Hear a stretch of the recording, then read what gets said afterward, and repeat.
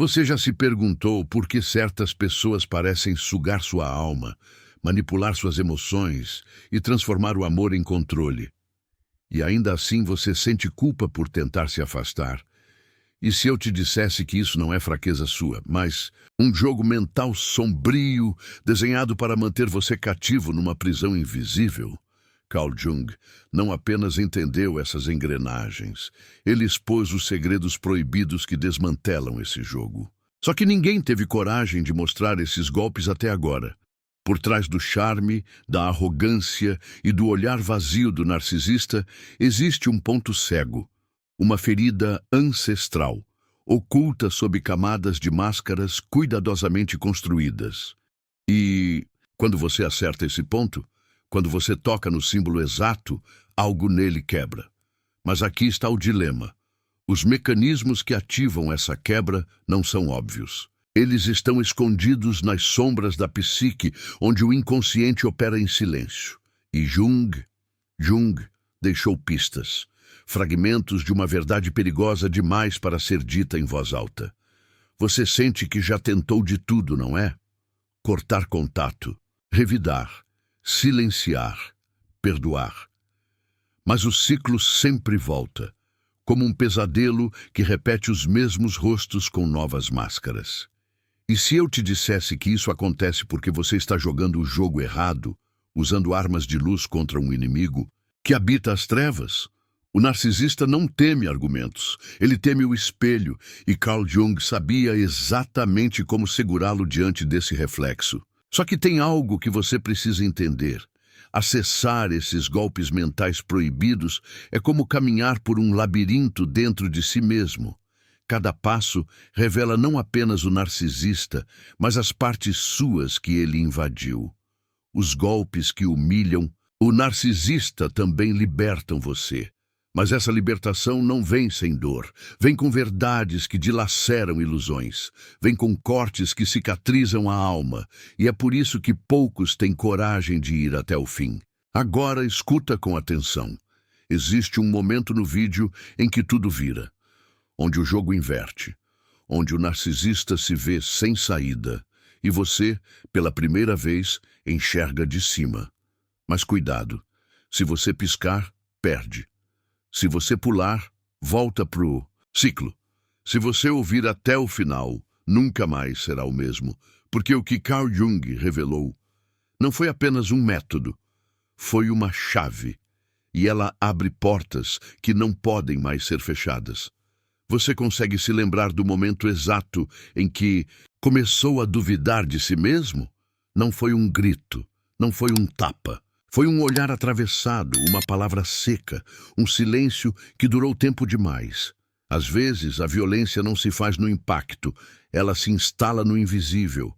E o narcisista sabe disso. Ele não precisa te quebrar de uma vez, ele vai te esvaziando, aos poucos.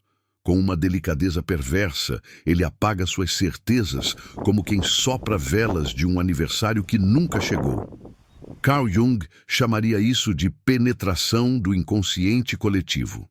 Não é só ele, o narcisista, que te manipula.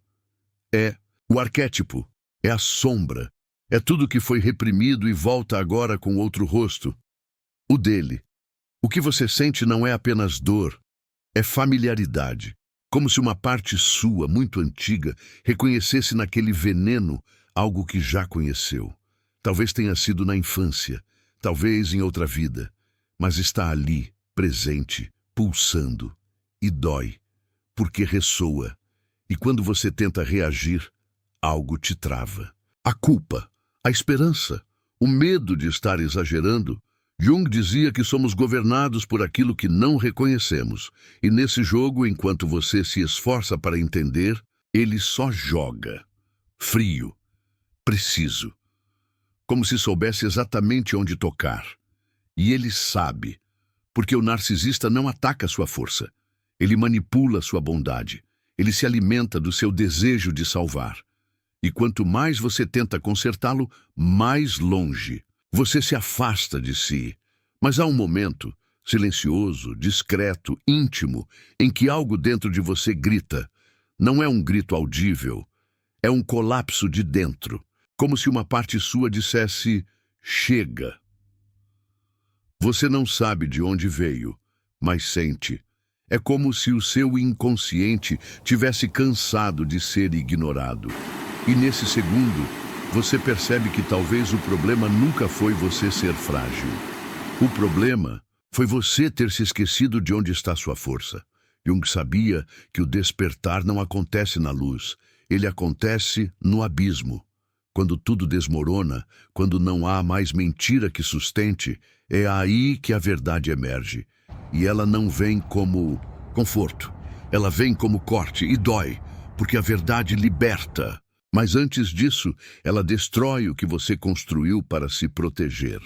Você começa a perceber os padrões, as repetições, as armadilhas emocionais que se disfarçavam de carinho, os elogios envenenados, os pedidos de perdão que pareciam promessas, mas eram correntes, e de repente você entende, o narcisista nunca pediu seu amor.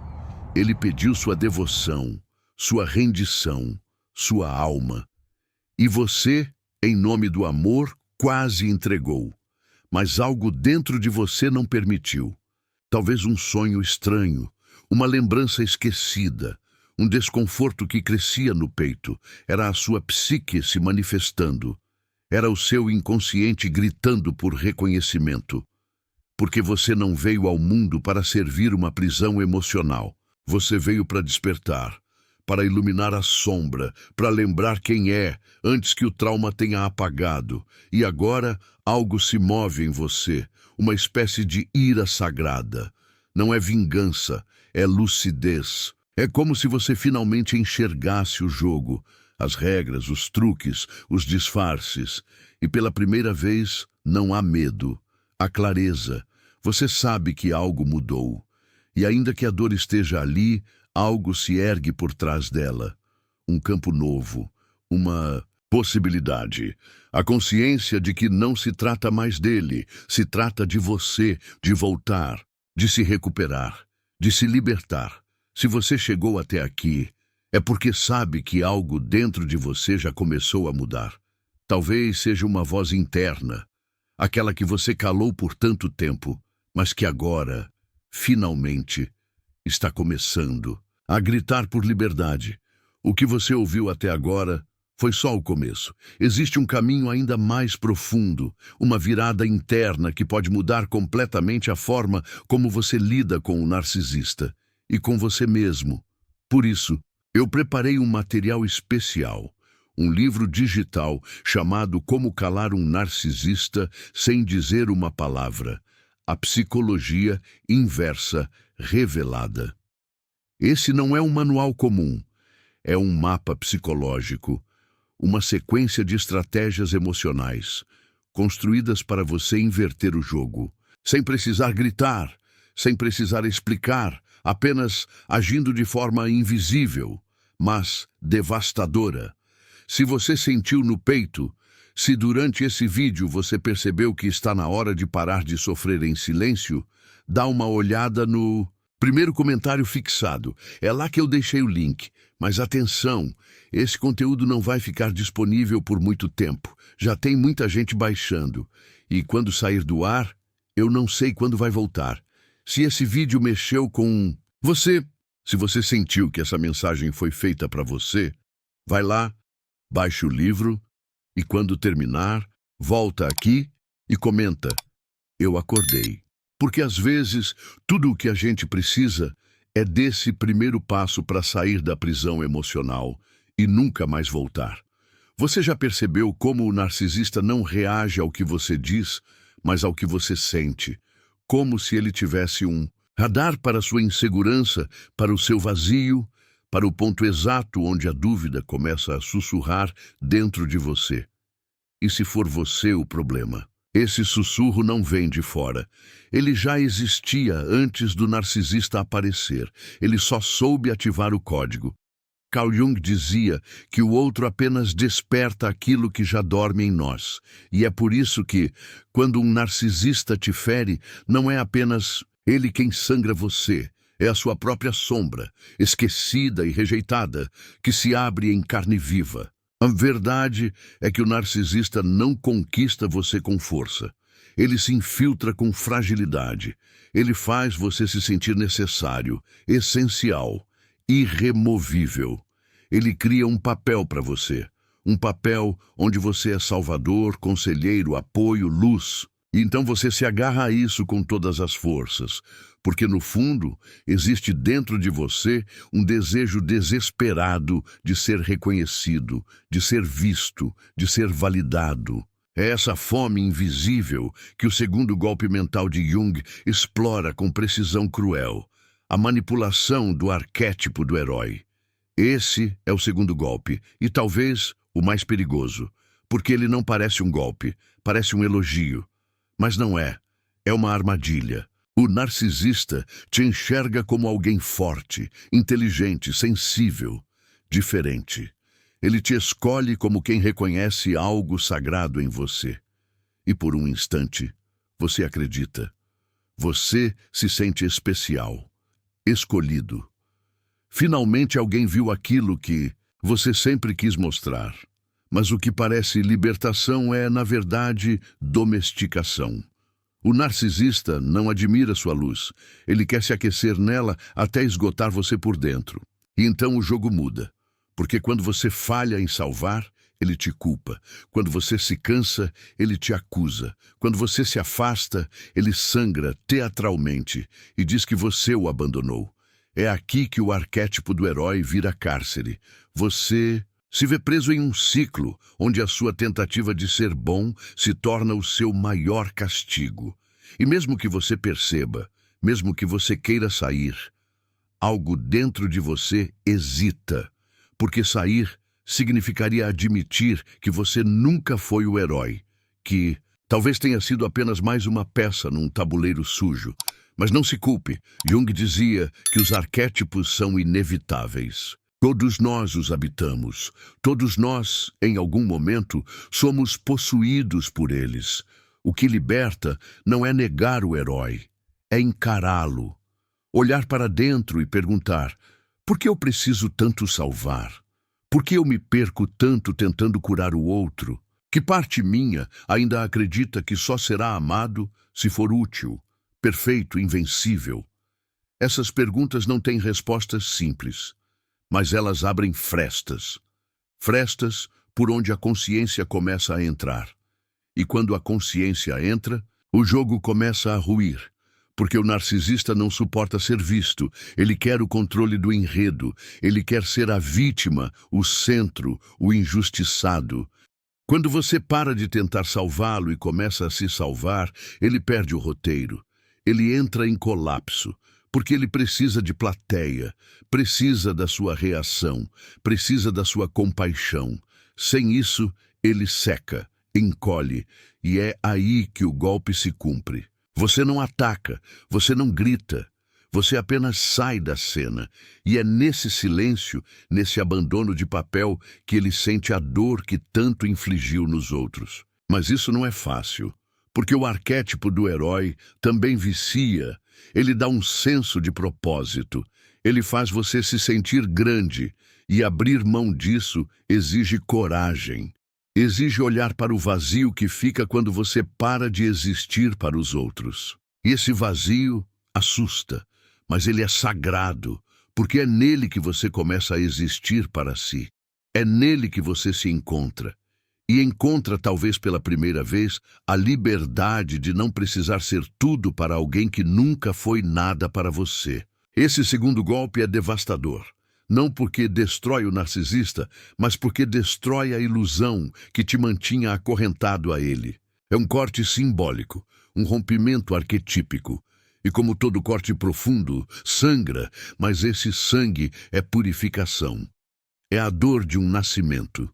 O renascimento de alguém que começa a se ver com olhos próprios. Alguém que não precisa mais ser herói, que pode ser humano, imperfeito, mas inteiro. E então algo muda no espelho. Você não vê mais o narcisista. Você vê você, com suas falhas, suas memórias, sua verdade, e percebe que ele nunca te amou. Ele te usou como reflexo. Você era o espelho onde ele tentava enxergar a si mesmo, mas sem enfrentar a própria sombra. Quando você quebra o espelho, ele se perde e você se acha. É paradoxal, é brutal, mas é justo. E é nesse ponto que o segundo golpe encontra sua verdade final. Você não nasceu para carregar monstros. Você nasceu para reconhecer os seus e deixá-los para trás. Há um ponto na jornada em que a dor não vem mais de fora. Ela pulsa por dentro como uma memória que ainda não foi aceita. Você acorda no meio da noite com o coração acelerado, mas não houve nenhum pesadelo. A sensação está ali, crua, sem forma, como um eco antigo, um vestígio de algo que sua consciência ainda não nomeou. E é nesse limiar entre o medo e o esquecimento que o narcisista planta suas raízes. Porque ele sabe, enquanto você fugir do que não entende em si, continuará sendo um terreno fértil para tudo que o destrói. Carl Jung dizia que aquilo que você resiste persiste. O que você rejeita em si mesmo ganha força no escuro. E é exatamente nesse escuro que o terceiro golpe mental proibido atua. Sem aviso, sem cerimônia, sem piedade. Ele não bate na porta, ele atravessa. Silencioso, preciso, devastador. E quando você percebe, já está no centro do enredo dele. Já está vestindo roupas que não são suas. Já está falando frases que nunca diria. Já está se esquecendo. E esse é o golpe, a dissolução da identidade pelo contágio emocional da persona do narcisista. Esse é o terceiro golpe, e talvez o mais insidioso, porque ele não destrói por confronto, ele destrói por fusão. Aos poucos, você começa a reagir como ele, começa a gritar quando queria ouvir, começa a manipular para se defender. Começa a agir com frieza para não ser engolido, e então o ciclo se fecha. O que começou como defesa vira imitação. Você se vê reproduzindo as mesmas dinâmicas que um dia te feriram, e não percebe, porque acha que está apenas sobrevivendo. Mas sobreviver assim é morrer devagar. Jung sabia que o ego é frágil, que basta o ambiente certo, a pressão certa, o vínculo afetivo certo, e o ego racha. E quando ele racha, o inconsciente toma o controle. Não o inconsciente curador, mas o inconsciente ferido, contaminado, mergulhado no campo psíquico do outro. Porque o narcisista não quer apenas dominar você. Ele quer que você se torne como ele, que você normalize o absurdo, que aceite o caos, que confunda o trauma com amor, e então você já não sabe mais o que é você e o que foi projetado em você. O espelho embaça, as fronteiras se dissolvem e a dúvida se instala. Quem sou eu depois de tudo isso? Essa pergunta não é retórica. Ela é o grito do inconsciente tentando emergir. Porque o golpe não é apenas psicológico, ele é simbólico. É como se o narcisista arrancasse pedaços da sua alma e costurasse em si. Ele te rouba com gestos, com olhares, com silêncios que devoram, e você sente isso, mas não consegue explicar. Esse é o golpe mais difícil de nomear, porque ele não tem forma. Ele é névoa, ele é perfume que adormece, ele é a confusão doce que vem antes do desespero. Você começa a achar que está enlouquecendo, que talvez mereça o que está vivendo, que talvez nunca tenha sido tão bom quanto pensava. E então você cede, abaixa a guarda, perde o centro, e é nesse momento que ele se alimenta, não do seu corpo, mas da sua identidade, só que há uma saída, uma fresta, uma contra-atuação. Jung ensinou que a individuação, o processo de se tornar quem se é, passa pela integração da sombra. Isso significa que você precisa olhar para dentro e assumir tudo aquilo que o narcisista manipulou em você. Precisa encarar sua raiva, sua submissão, sua carência. Precisa reunir os fragmentos, dar nome ao que não foi dito e, principalmente, precisa dizer em voz alta: isso não sou eu, isso não me pertence. Nesse momento, algo sutil, mas profundo, começa a acontecer. As máscaras caem. As frases dele não te ferem mais do mesmo jeito. A presença dele já não o hipnotiza. A culpa começa a se dissolver. E você sente, mesmo que por instantes curtos, que existe algo dentro de você que não foi tocado. Um núcleo silencioso, um lugar onde o narcisista não entrou, um templo interno onde ainda mora a sua essência. Esse lugar existe, e ele é sua única verdade. Mas chegar até ele exige atravessar os escombros, os medos, os erros e também o que você se tornou tentando se proteger. Você precisa aceitar que sim, foi contaminado, que sim, em algum momento você deixou de ser você. Mas agora pode voltar. E não como quem retorna ao passado, mas como quem entra pela primeira vez em si mesmo. Porque esse é o sentido da jornada, não sair ileso, mas sair inteiro, não escapar, mas despertar. O terceiro golpe é um convite à reconstrução, mas uma reconstrução dolorosa. Porque ela exige demolir aquilo que o narcisista construiu em você. E nem tudo será fácil de soltar.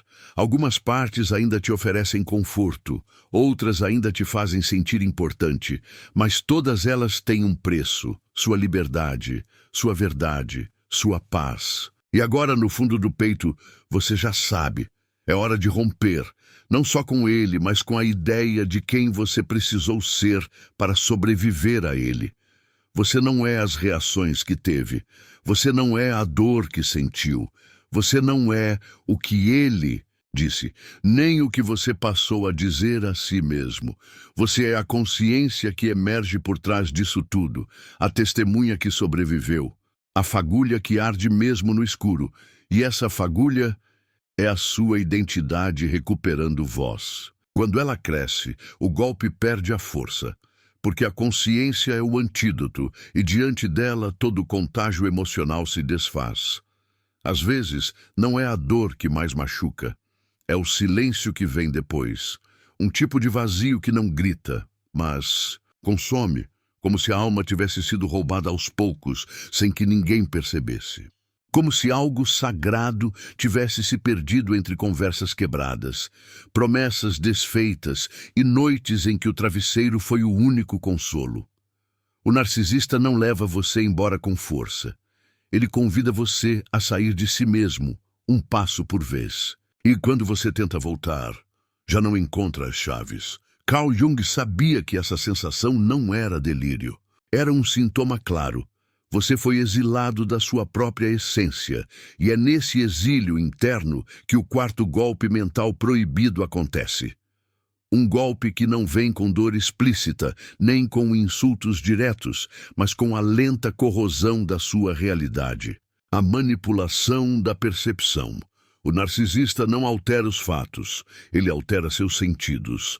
Ele reescreve sua história com pequenas distorções, sutis, quase imperceptíveis. Ele te faz duvidar do que viu, questionar o que ouviu, sentir culpa por aquilo que sentiu, e aos poucos você se torna estrangeiro dentro da própria mente.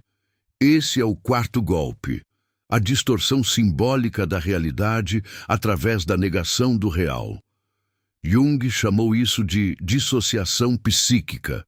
Um estado onde partes da alma se fragmentam porque a dor de aceitar a realidade é insuportável. E o narcisista usa isso como arma. Ele manipula não apenas o que você pensa, mas a forma como você pensa. Ele faz você rir da própria dor, justificar o que é injustificável.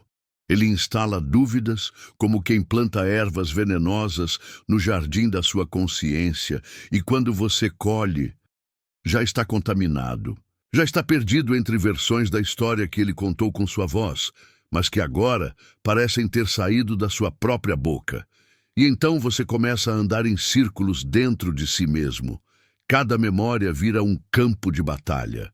Você tenta lembrar, tenta se apegar a um momento, a uma frase, a uma certeza, mas tudo escorre pelos dedos. O narcisista troca o chão por areia movediça. E você, com medo de afundar, se agarra a qualquer coisa que pareça firme, mesmo que seja a mão dele, mesmo que seja o discurso dele, mesmo que seja a mentira dele, porque quando o real é negado por tempo suficiente, o irreal se torna o novo abrigo. E essa é a parte mais cruel do quarto golpe. Ele não apenas te afasta da verdade, ele faz você escolher a mentira, voluntariamente. Não porque você quer, mas porque a sua mente cansou de lutar. Porque seu coração já não suporta mais as contradições. Porque sua alma precisa de uma narrativa, qualquer que seja, para continuar existindo. E ele sabe disso. Ele se oferece como guia. Mas o caminho que ele traça é um labirinto sem centro. É um inferno com perfume de paraíso. Jung dizia que o inconsciente não perdoa. Tudo o que é reprimido, volta. Tudo o que é distorcido, cobra. E você começa a pagar esse preço com sintomas silenciosos. Insônia, ansiedade, crises de choro sem motivo, falta de concentração e um sentimento persistente de estar errado, mesmo quando tudo parece estar certo. Essa angústia invisível é a alma tentando dizer: essa vida que você está vivendo não é sua. Essa voz que você está ouvindo dentro de você não é sua. Mas para romper com o quarto golpe, é preciso algo maior do que coragem. É preciso um ritual interno, um rebatismo da própria consciência. Você precisa começar a duvidar do que ele disse e acreditar no que você sentiu. Precisa relembrar momentos não com os olhos dele, mas com os seus. Precisa deixar que as emoções falem, mesmo que elas tragam dor. Porque a dor é real, e tudo que é real tem poder de cura. É na dor que mora a verdade esquecida, e só a verdade pode desfazer o envenenamento simbólico que ele instalou. Talvez você ainda ouça a voz dele dizendo: você é sensível demais. Talvez você ainda repita sem perceber: talvez eu tenha exagerado. Mas agora você tem consciência, e com consciência vem escolha. Você pode escolher não aceitar, pode escolher questionar, pode escolher voltar à cena, reviver o momento e dizer a si mesmo: isso foi abuso, isso foi manipulação, isso me destruiu. E essa nomeação, por mais dura que pareça, é o primeiro passo de volta para casa. Você não precisa de provas, você precisa de presença, e ela está voltando. A cada lembrança que você limpa, a cada verdade que você restitui, a cada lágrima que cai sem culpa, a cada silêncio que você quebra por dentro, a realidade, antes distorcida, começa a se alinhar. O corpo volta a confiar, o coração volta a bater com ritmo próprio, e o mundo, aquele mundo interno que foi invadido, começa a se reconstruir com tijolos seus, não dele, não de ninguém. Esse quarto golpe não destrói apenas estruturas mentais. Ele ataca a fé em si mesmo. E recuperar isso exige um milagre cotidiano, dizer não à distorção e sim à própria alma. Olhar para o espelho e reconhecer que, por mais que tenham tentado apagar, ainda há luz. Que por mais que tenham negado a sua verdade, ela ainda arde. Ainda pulsa, e não importa quanto tempo leve, ela vai vencer. Você já sentiu que algo dentro de você se partiu, mas ninguém viu? Um tipo de fratura invisível que não sangra, mas muda o seu andar, o seu olhar, o seu riso. Um tipo de dor que não se grita, mas que passa a viver em silêncio dentro do peito, como uma prece que nunca foi ouvida. Quando Jung falava da alma, ele não falava de algo etéreo, falava de uma estrutura viva, sensível, simbólica, que se deforma quando é traída. E o narcisista sabe exatamente como criar esse tipo de traição. Porque ele não quer apenas roubar o seu amor. Ele quer perverter sua capacidade de amar. Quer que você se sinta culpado por ter amado. E essa é a devastação mais profunda de todas. É nesse ponto, quando tudo parece quieto, mas o peito continua em guerra, que o quinto golpe mental proibido se revela. Ele não é brutal, ele não é barulhento, ele é sagrado, porque ele se infiltra no território mais puro da alma, o campo da confiança arquetípica, a destruição simbólica do vínculo seguro. Esse é o quinto golpe, e talvez o mais cruel, porque ele não mata com dor. Ele mata com promessas. O narcisista, antes de ferir, encanta. Ele se oferece como casa, como refúgio, como destino. Ele te estuda, identifica suas ausências emocionais e se apresenta como a resposta, como se tudo que você tivesse procurado, em todos os lugares errados, finalmente tivesse chegado. É um êxtase simbólico, um retorno ao útero, um reencontro com algo que você nunca viveu, mas sempre sonhou. E quando você acredita, quando se entrega, quando confia, é aí que o quinto golpe começa a ser armado. Carl Jung afirmava que o ser humano não busca prazer, busca sentido. E é por isso que o golpe não é físico, nem erótico, nem material. Ele é espiritual. O narcisista te dá sentido. Ele faz você acreditar que finalmente tem um lugar no mundo, que agora sua existência está conectada com algo maior, algo intenso, algo único. Você se torna cúmplice, se torna devoto, se torna dependente, não por fraqueza, mas por fé. E é justamente essa fé que ele usa contra você. O quinto golpe é a quebra desse laço sagrado. Ele cria uma aliança emocional profunda para depois profaná-la. Ele promete presença e oferece ausência. Ele promete constância e dá instabilidade. Ele promete eternidade e entrega silêncio. Mas não de uma vez. Ele alterna. Ele te dá doses de amor e doses de dor. E quanto mais você tenta resgatar a harmonia, mais preso você fica na dissonância. É como se você estivesse tentando salvar uma música que só ele pode tocar, mas que agora ele se recusa a tocar por completo. Essa manipulação do vínculo é um trauma invisível, porque não há um evento, não há um antes e depois. Há um processo, uma erosão emocional, uma violação da alma por abandono intermitente.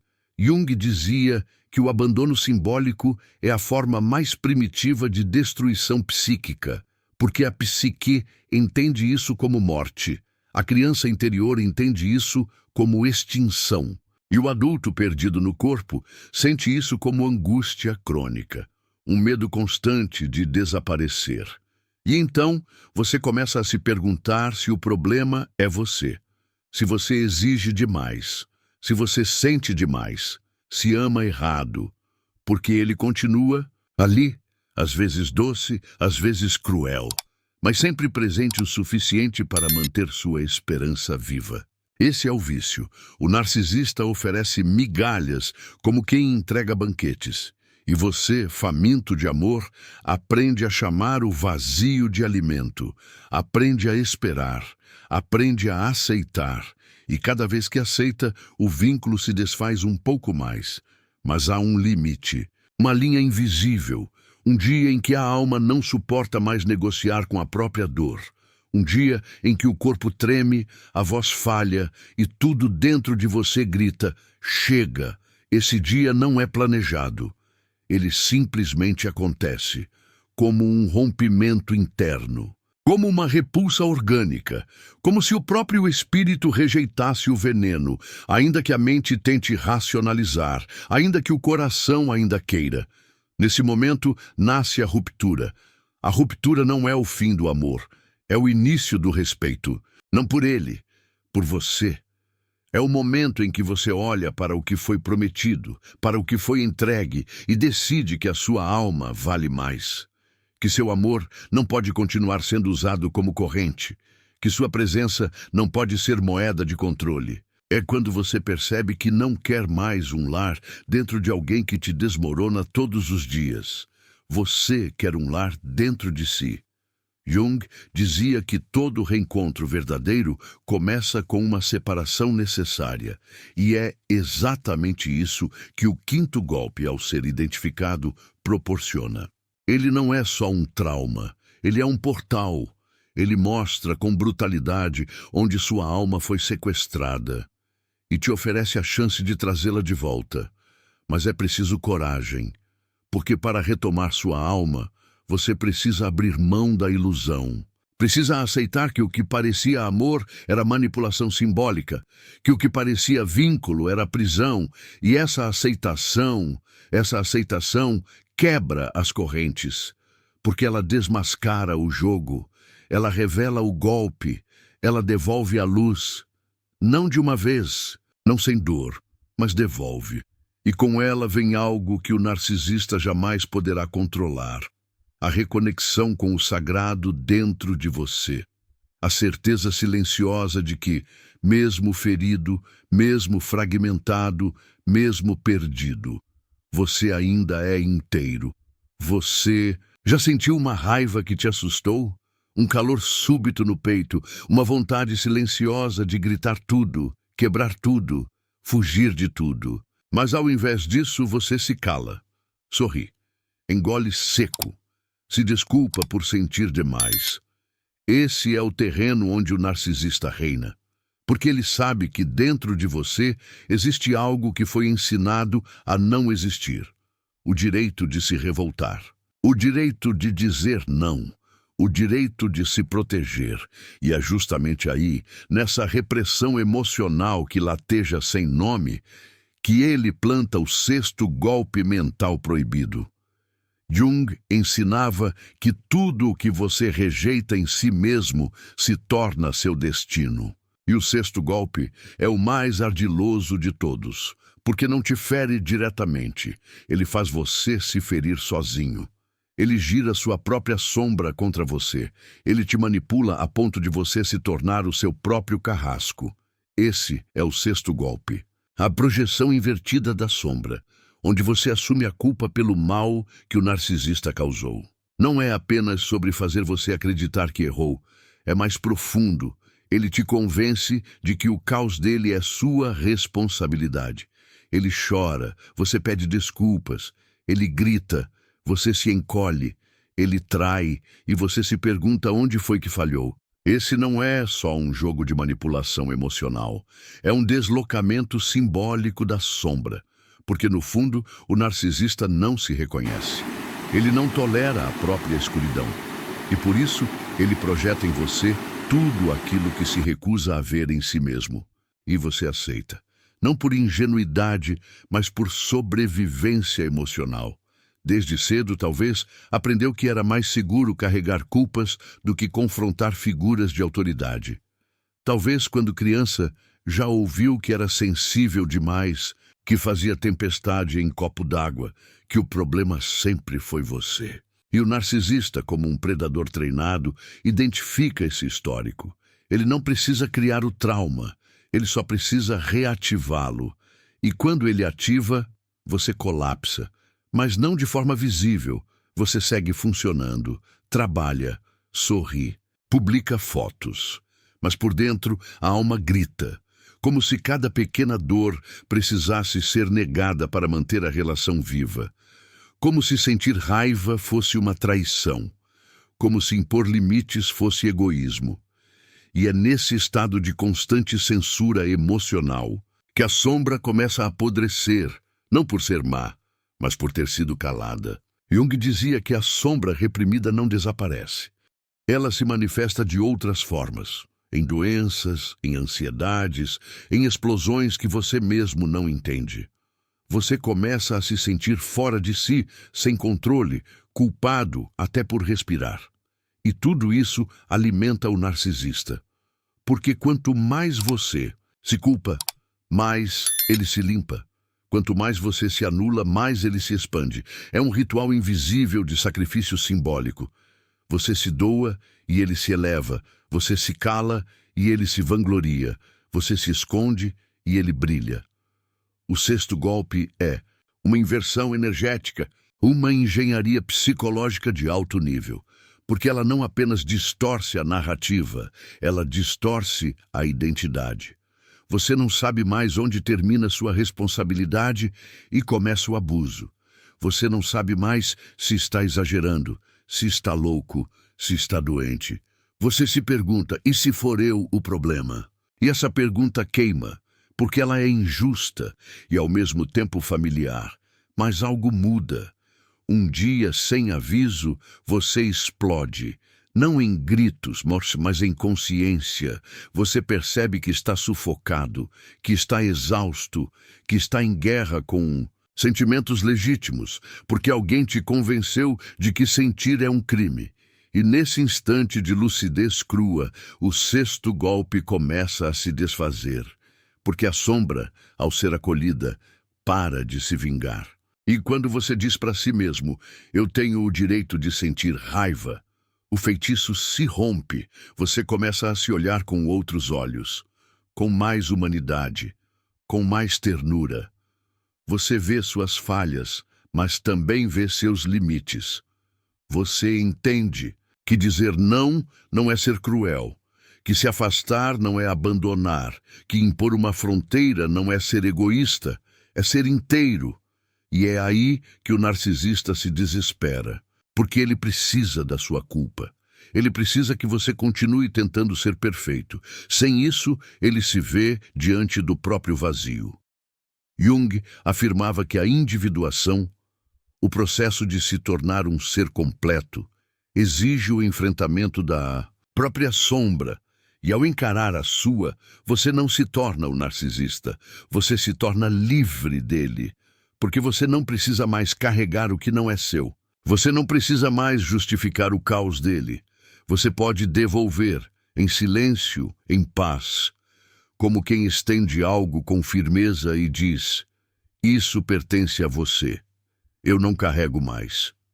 Esse sexto golpe é uma armadilha psíquica construída com sutileza. Mas uma vez desmascarado, ele não tem mais onde se esconder. Porque o poder dele está na escuridão. E agora há luz. Luz no seu olhar. Luz nas suas palavras. Luz na sua raiva que agora é bússola, não veneno. E essa luz é a prova de que você não foi vencido. Foi atravessado, sim, mas não vencido. Há uma solidão que não se cura com presença. Um silêncio que nem a música alcança, um tipo de esvaziamento que vai além da dor, é a ausência do próprio nome dentro da própria alma. Como se, em algum ponto da travessia, você tivesse deixado de ser você, sem barulho, sem adeus, apenas se apagado. E esse apagamento, essa anestesia existencial, não é obra do acaso. É o reflexo direto do golpe mais cruel de todos. Aquele que não fere a carne, nem manipula a mente, mas silencia o espírito. É o sétimo golpe mental proibido.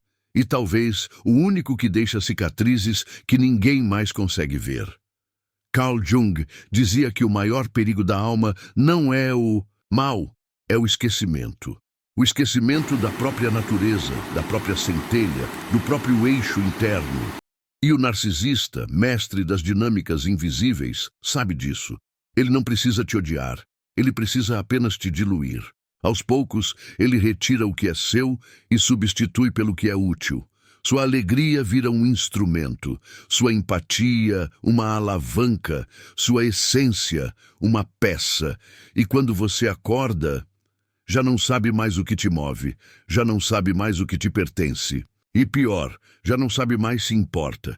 Esse é o sétimo golpe, o mais sutil, o mais devastador, porque ele não quebra, ele corrói, ele não rasga, ele apaga, ele faz você se esquecer das coisas que antes eram inegociáveis, dos sonhos que vibravam dentro de você, da liberdade que fazia seu corpo dançar, da intuição que guiava seus passos. Você se vê vivendo em modo automático, respirando com esforço, agindo para não decepcionar, mas sem alma, como um espectro de si mesmo, como uma presença obediente, domesticada, sobrevivente. O narcisista te seduz para que você o admire. Depois, exige que você o priorize. E quando isso se torna natural, ele dá o último passo. faz com que você se abandone, não como um gesto explícito, mas como um sacrifício silencioso, uma adaptação constante, uma doação que vai além da entrega, chega à renúncia. Você renuncia a si mesmo para manter a paz, para evitar o caos, para preservar o que já morreu há muito tempo, mas que você ainda chama de relacionamento. E é aí que o golpe se cumpre, porque o narcisista não quer apenas controle, ele quer transcendência simbólica, ele quer que você o trate como centro da sua existência, como o totem ao redor do qual tudo gira, e você, esvaziado, gira em torno dele, em torno dos humores dele, das ausências dele, dos retornos dele. Você gira até perder o norte, até não saber mais o que sente, até não conseguir mais chorar, nem sorrir. Mas o inconsciente não silencia para sempre. Ele grita em sintomas, em pesadelos, em crises de identidade, em súbitos colapsos que ninguém entende, mas que são, na verdade, o grito da alma tentando retornar. Jung dizia que toda alma sequestrada buscará o caminho de volta, mesmo que precise destruir a estrutura que a aprisiona. E é isso que acontece. Um dia, a estrutura emocional que você criou para sobreviver desmorona e você cai. E, paradoxalmente, esse é o início da libertação, porque na queda você encontra o chão e nele o que restou de você. Um traço, um reflexo, um lampejo de quem você era antes do apagamento. E quando esse lampejo surge, algo dentro de você chora com alívio. Porque a centelha não morreu. Ela apenas foi sufocada. Ela sobreviveu. No fundo, no silêncio, no escuro. Mas ela está lá. E isso é tudo o que você precisa para começar. O sétimo golpe se reverte com um movimento íntimo e poderoso. O resgate do nome perdido. O nome interno. O que você dizia a si mesmo antes de se moldar para caber em um amor distorcido. Esse nome não é uma palavra, é uma vibração, uma memória esquecida, um gesto espontâneo, uma verdade que arde. Quando você começa a pronunciá-lo, não com a boca, mas com a vida, você volta, você retorna, você se reintegra. E o narcisista sente, ele percebe, porque sua energia muda, seu olhar muda, sua ausência começa a pesar mais que sua presença. E ele tenta, ele reaparece, ele promete, ele implora. Mas algo mudou. E não é sua raiva, é sua lucidez. Você já não precisa vencer o jogo, você precisa sair dele. Você já não precisa se provar, você precisa se pertencer. O sétimo golpe é a tentativa final de aniquilar a sua existência, simbólica. Mas ao sobreviver a ele, você renasce com uma força que assusta até você mesmo. Uma força que não grita, mas permanece. Que não confronta, mas caminha. Que não espera permissão, mas respira por conta própria. E essa força é a sua identidade restaurada. Você caminhou por entre os escombros da própria alma, e mesmo sem saber, algo em você se manteve em pé. Algo antigo, primitivo, indestrutível. Não importa quanto veneno foi oferecido, quantas máscaras foram vestidas ou quantos vínculos foram rompidos. Lá dentro, uma centelha permaneceu intacta, não por resistência, mas por memória. A memória do que você era antes do medo, antes da entrega cega, antes dos golpes que tentaram te reescrever. Você tocou a dor com as mãos nuas, sentiu o corte da verdade, sentiu o peso do que foi dito e principalmente do que nunca foi. A dor que mais machuca é aquela que não encontra tradução. Mas hoje, aqui, agora, você a nomeou, e ao fazer isso, algo mudou. Não na superfície, mas nas raízes. Você não se livrou das cicatrizes, você aprendeu a honrá-las. Porque são elas que contam o que você sobreviveu quando ninguém viu. A alma não volta igual de uma guerra que tentou desfigurá-la. Ela volta mais real, mais silenciosa, mais consciente. E Jung sabia, o verdadeiro despertar não acontece num clarão, mas num estremecimento interno. Um dia, você percebe que não precisa mais gritar para ser ouvido, nem implorar por amor. Porque a escuta mais poderosa começa quando você ouve a si mesmo, sem medo, sem censura, sem desculpas. Você sentiu a presença da sombra, viu seu próprio reflexo distorcido no espelho do outro, e ao invés de fugir, permaneceu, não para se vingar, mas para se ver. O narcisista foi a lente, o catalisador, o convite brutal. Mas a jornada foi sua. Foi você quem atravessou, quem caiu, quem andou de joelhos pela alma até encontrar o centro. E nesse centro havia silêncio, mas também havia verdade. Talvez agora você ainda não saiba exatamente quem é, mas já sabe quem não é. E isso é início, é semente, é retorno. Carl Jung diria que o que foi tocado em você nesta jornada não é esquecimento, é lembrança. Você não está se reinventando, está se lembrando de partes, de fragmentos, de uma inteireza que nunca foi perdida, apenas adormecida. A cicatriz que arde não é fraqueza, é trilha, marca viva de quem ousou mergulhar onde ninguém mais teve coragem de ir. Você carregará para sempre esse silêncio que fala, essa dor que orienta, esse saber que não precisa de voz. E a cada passo perceberá que não caminha mais com medo, mas com reverência. E quando o mundo tentar te convencer de novo que você vale pelo quanto agrada, pelo quanto suporta, pelo quanto se sacrifica, que você se lembre, você não foi criado para caber, foi criado para ser. E o ser, por si só, já é sagrado, demais para ser submetido ao ciclo de outro. Se algo pulsou dentro de você durante esta travessia, mesmo que você ainda não consiga explicar, não ignore. Esse eco é o sinal, a prova de que sua alma ouviu. E se ouviu, é porque está pronta para voltar. Curta este vídeo, não por hábito, mas por gratidão à sua própria jornada. Comente o que reverberou. Compartilhe com quem você sabe que também carrega feridas que ninguém entende. E se inscreva, não para seguir mais um canal, mas para seguir um chamado. Porque quem sobreviveu a todos os golpes não nasceu para repetir ciclos, nasceu para quebrá-los.